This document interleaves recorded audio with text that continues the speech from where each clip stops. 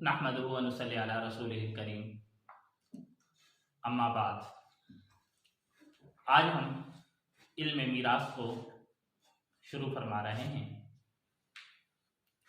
ارادہ تو میرا کل پرسوں سے تھا، اور جو ہی وہ دوسری کتاب ختم ہوئی تھی تو میں نے کہا تھا کہ یہ کتاب شروع کرتے ہیں، لیکن چونکہ اپنے اساتذہ سے یہی سنا کہ سرور دو عالم صلی اللہ علیہ وسلم جب بھی کسی کام کو شروع کرنے کا ارادہ فرمایا کرتے تھے تو کوشش کیا کرتے تھے کہ پیر یا بدھ سے شروع فرمائیں، اور اگر وہ دن پیر یا بدھ کا نہ ہوتا تھا تو کچھ مؤخر کر کے جب پیر آ جاتا یا بدھ آ جاتا تو اس کو شروع فرمایا کرتے تھے۔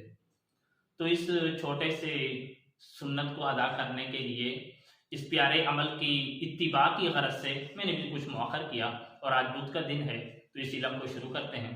تو سب سے پہلے دعا پڑھ لیتے ہیں کہ اللہ تبارک و تعالی ہمارے لیے یہ پڑھنا، پڑھانا، سمجھنا، سمجھانا اور پھر اس پر عمل کرنے کی اللہ تبارک و تعالی ہم کو توفیق عطا فرمائے۔ میں دعا پڑھوں گا، آپ میرے ساتھ بلند آواز کے ساتھ پڑھیں گے۔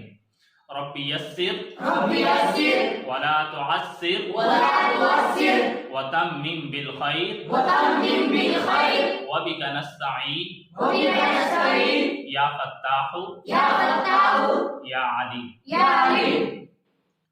علم کے شروع کرنے سے پہلے میں آپ کے سامنے ایک چھوٹی سی نصیحت بیان کرتا ہوں، جو میں نے سب سے پہلے مولانا عبدالغفور حقانی صاحب نوشیرہ والے جو ہیں ان سے سنی تھی۔ اللہ کی توفیق سے، اور اللہ نے توفیق بخشی کہ میں نے اس پر عمل کیا، لیکن اپنی زندگی میں بڑی چینجنگ اور بڑی تبدیلی دیکھی۔ تو آپ کے سامنے بھی وہ نصیحت میں بیان کر دیتا ہوں۔ انہوں نے اپنی تقریر کے اندر کہا کہ امام ابو حنیفہ رحمۃ اللہ علیہ سے کسی نے پوچھا کہ آپ کو اللہ تعالیٰ نے اتنا بڑا مقام اور بلند مرتبہ کیسے عطا کیا، اور آپ کو فقہ میں اتنی بڑی مہارت ہے اور آپ امام کے نام سے جانے پہچانے لگے، تو یہ مقام کیسے حاصل کیا ہے؟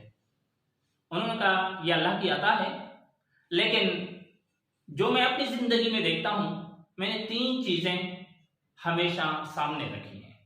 سب سے پہلے دعا، صبح کی نماز کے بعد بھی اور شام کی نماز کے بعد بھی یہ دعا میں 11 مرتبہ پڑھا کرتا ہوں۔ اللہم انا نستعینک علی طاعتک، اللہم انا نستعینک علی طاعتک۔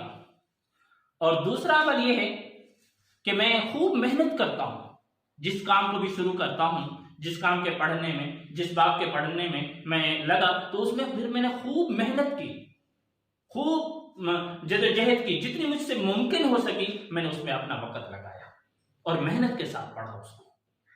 اور تیسرا کام، میں ہمیشہ بلند ہمت رکھتا ہوں، بلند ارادہ رکھتا ہوں کہ میں نے یہ کام کرنا ہے انشاءاللہ۔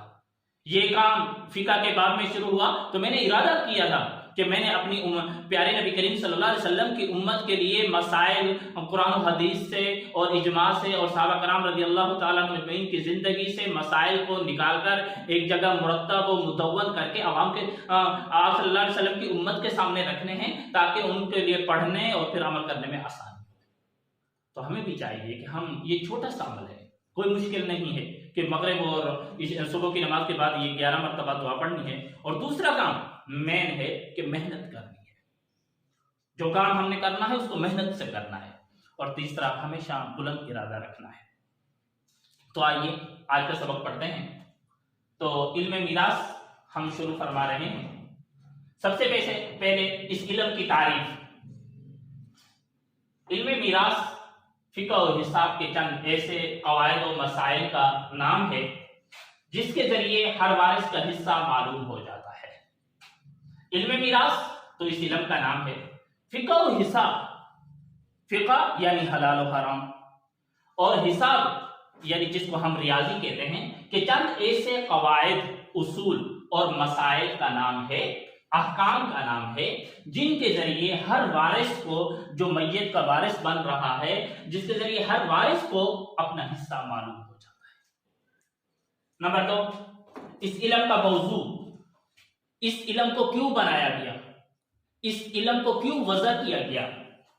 تو اس علم کا موضوع یہ ہے، علم میراث کا موضوع، اس علم کا موضوع وارث اور ترکہ ہے۔ کہ بھائی معلوم کرنا ہے یہ جو میت فوت ہوئی ہے اور اس نے جو طریقہ چھوڑا ہے وارث کون کون بن سکتے ہیں، کون پہلا حقدار ہے، کون حقدار نہیں ہے، کون حقدار ہے تو اس کو کتنا حصہ ملنا چاہیے، کون اس وقت محجوب ہے، کون بالکل محروم ہے، کس کو کتنا حصہ مل رہا ہے، کس کو زیادہ مل رہا ہے، کس کو آدھا مل رہا ہے، کس کو چوتھا حصہ مل رہا ہے، کس کو چھٹا مل رہا ہے، کس کو آٹھواں مل رہا ہے، یہ معلوم ہو جائے، اور کون کس کے ہوتے ہوئے دوسرا محروم ہوگا، اگر وہ نہ ہو تو پھر وہ بھی حصہ دار ہوگا، تاکہ اس علم کا موضوع وارث کا علم کہ بھائی ہمیں پتہ چلے کہ وارث کون ہے۔ نمبر 2 طریقہ، کہ جو بھی میت اس دنیا سے چلی گئی اس نے پیچھے مال تو چھوڑا، لیکن کون سا اس وقت وہ طریقہ ہے جو ورثہ میں تقسیم کیا جائے گا؟ چھوڑا تو بہت ہوگا لیکن قرضے بھی ہوں گے، کسی کا دینا بھی ہوگا، کسی کو وصیت بھی کی ہوگی، یہ سب کچھ معلوم ہوگا اس طریقہ میں۔ تو اس علم کا موضوع وارث اور طریقہ ہے۔ نمبر 3 غرض و غایت، ہر وارث کو اس کا شرعی حصہ پہنچ جانا، اس علم کے سیکھنے کی یہ غرض و غایت ہے۔ یہ علم کیوں پڑھا جاتا ہے؟ یہ اس وجہ سے پڑھا جاتا ہے کہ میت کے مرنے کے بعد جو اس کا طریقہ ہے، وارث کون بن رہا ہے اور اس کا حصہ کتنا شریعت کی جانب سے مل رہا ہے، وہ حصہ اس تک پہنچ جائے، یہ اس علم کے پڑھنے کا مقصد ہے اور اس علم کے پڑھنے کی غرض و غایت ہے۔ اس علم کی فضیلت کیا ہے یہ انشاءاللہ پھر ہم اگلے درس میں پڑھیں گے۔ تبارك الذي نزل الفرقان على عبده ليكون للعالمين نذيرا